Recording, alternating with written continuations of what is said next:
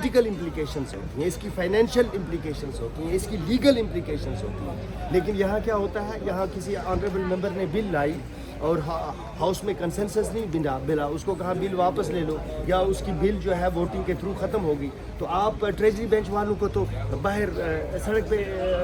पहुंचा देते हो कि इन्होंने बिल। आपको मालूम होना चाहिए कि कोई भी बिल 3 पैरामीटर से एक बिल के पास होने के लिए,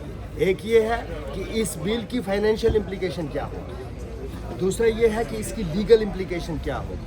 तीसरी ये है कि इसकी पॉलिटिकल इम्प्लीकेशन क्या होगी। जब ये सारे बैरियर्स एक बिल क्रॉस करती है, फिर जाके हाउस का कंसेंसस बनता है। लेकिन आपने देखा यहाँ जो बिल भी आती है, दूसरे दिन अखबार पर होता है फलाने एमएलए ने एक बिल लाई थी और हुकूमत ने इनकार कर दिया। बिल लाने का मतलब ये होता है कि आप अपनी सोच जो है वो हाउस के सामने रखते हो, एक आइडिया हाउस के सामने रखते हो। डेली वेजर्स पर बिल आई, इस बिल का मकसद क्या है, जब ऑलरेडी कैबिनेट ने एक कमेटी तश्कील दी है जो इस पे काम कर रही है,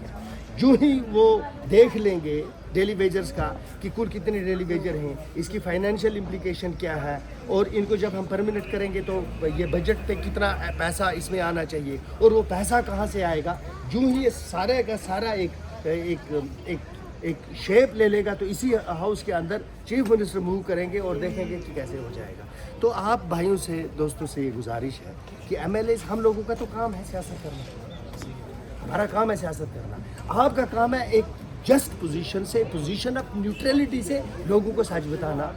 बिल या रेजोल्यूशन का ये मतलब नहीं है कि कल कोई एमएलए बिल लेके आएगा यहाँ और वो ये कहेगा कि जो ही मैंने बिल आई तो सारे एमएलए उठा करके खड़े हो जाएंगे। इसकी कई बैरियर्स होते हैं, रिस्पॉन्सिबिलिटीज़ होती हैं। आपसे गुजारिश है कि